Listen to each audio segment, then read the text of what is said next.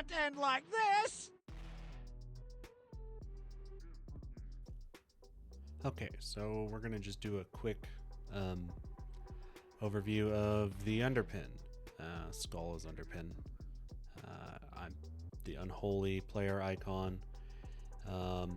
Underpin's abilities, he has a frontal flamethrower cone. You don't want to be in that. He occasionally jumps to you or Brann. There's a circle on the ground when that happens. You don't want to be in that circle. That's death. He also does like a cluster ability. He starts firing some bombs up in the air, and they put a whole bunch of little swirlies that you just have to dance around. You don't want to get touched by those. Those are death. And then he periodically summons a group of 5 ads into the arena. I got 2 icons for those, for them being alive and dead. And then every time his shield drops, whether you destroy it or he finishes a cast, he starts dropping oil. And the oil stays for the entire duration of the fight. The ads will eventually despawn. So when you come into the arena, what I have found is to start tanking or fighting him along basically the edge as much as possible. It's not always possible, but try to do that. So that way we can try to increase the odds of the ads spawning together. So as the fight begins, he'll start doing like his cluster and summoning bombs. And also while all of that is happening and you're dancing around all the swirlies, he'll call in the first wave of ads that normally spawn in like this formation of 3 and 2, with there being a little bit of gap between the two. What you want to ultimately do is, on this diagram, I have 2 stars, basically where in this formation where you want to kick the bombs. If you kick the bomb to the middle of the group of 3, you will hit all 3. And then if you kick the bomb to the leftmost of the group of 2, you will actually hit the mob on the right in the group of 3. So that way you can maximize damage. So that's kind of how you want to kick the bombs. That's priority when there are ads up, just because they do damage and have lines that go out that knock you back, and they're very annoying. So as a DPS player, they take 3 bombs to kill. As a tank, they take 2. And then normally you'll get another wave of bombs before all 5 of them are dead, at least in the first one.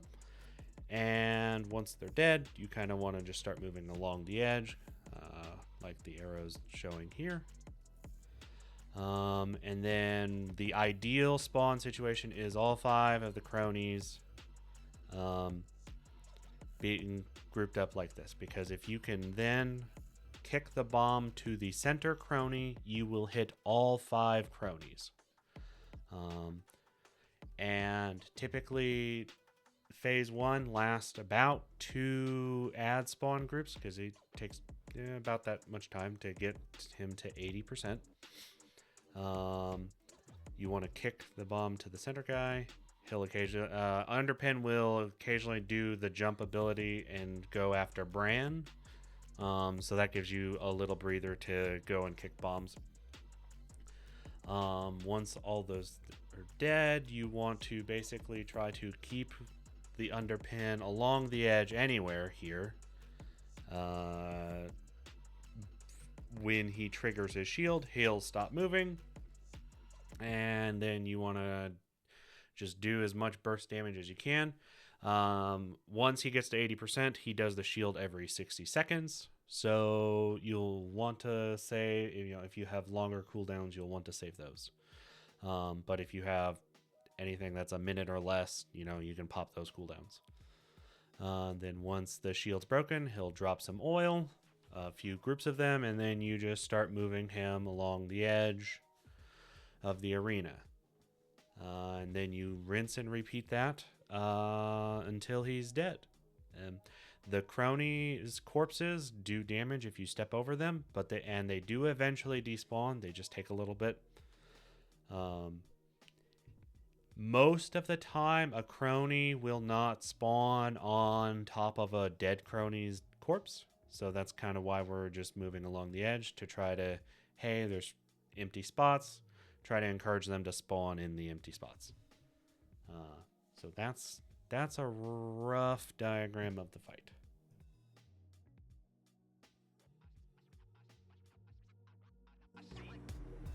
I believe. Shockwave.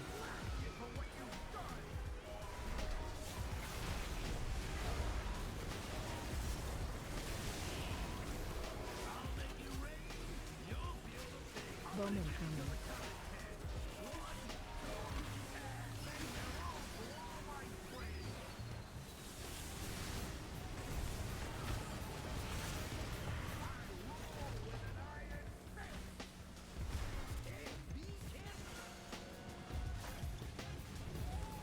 Bomb incoming. Brann. Shockwave.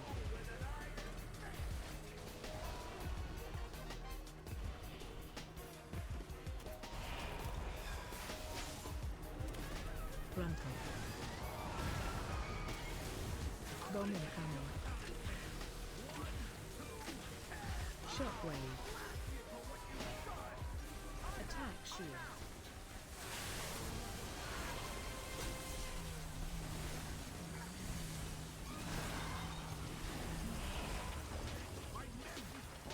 Collides.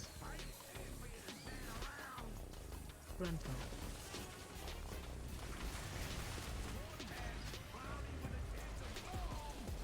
Shockwave.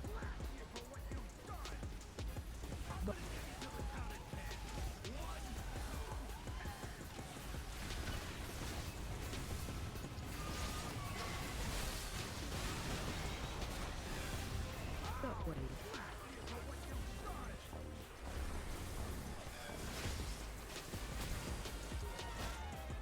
Bomb incoming.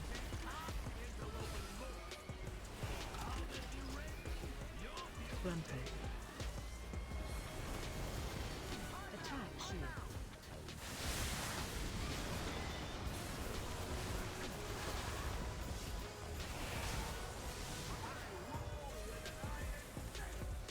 Lads. Okay, give me some bombs. Give me some bombs.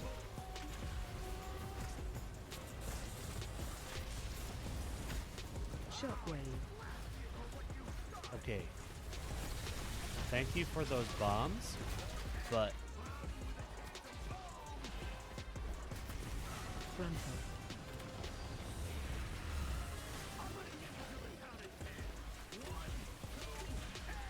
Shockwave.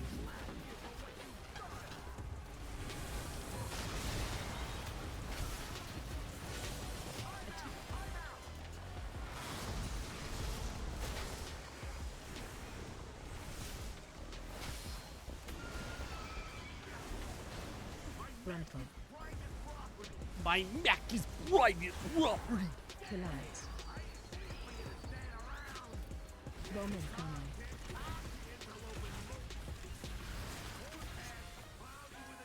Shockwave. Brann. God, these bomb placements are awful.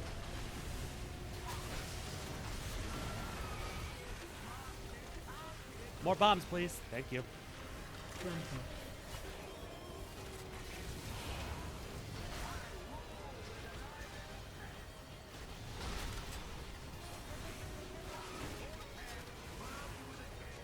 Attack shield.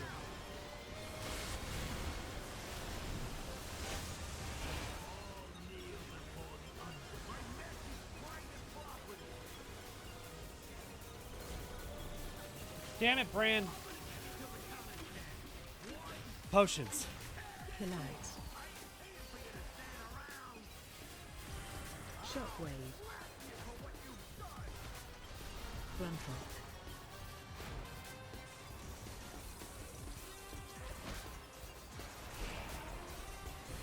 Bomb incoming.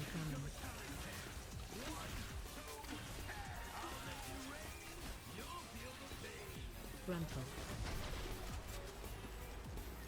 Shockwave.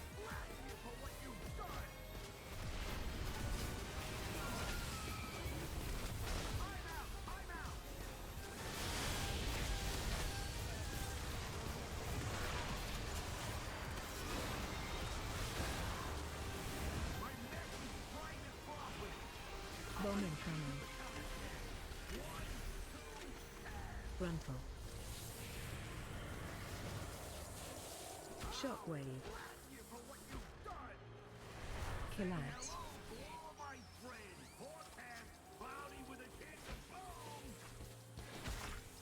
Gruntle.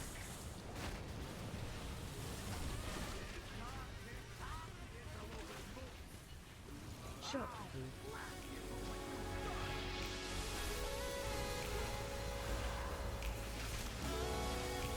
Gruntle. Potions, Brann. Where are they at? Attack sheet.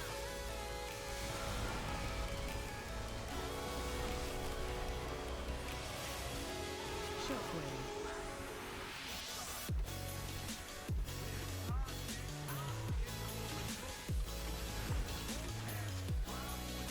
Gruntle.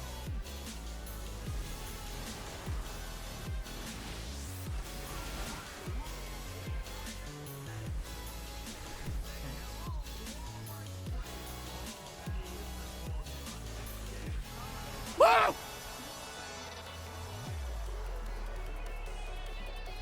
Woo! Woo!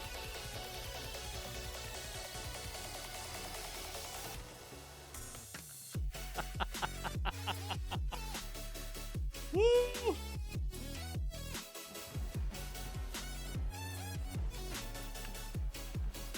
Oh my goodness! Hey.